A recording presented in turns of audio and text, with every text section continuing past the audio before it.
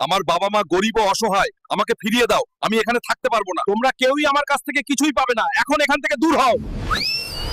Hulk ভাই, একটু ধান কাটায় সাহায্য করো। চাচা, আমি কাটলে গোটা মাঠটাই উঠে যাবে। পড়ালেখা বাদ দিয়ে এখন এত বডি বানাচ্ছিস কেন? আমি হলাম হালকা, আমার গায়ে অনেক শক্তি। তুই খালি কাজ করে বেড়াও। তোমার কাছে আর থাকবো না, আমি চলে গেলাম।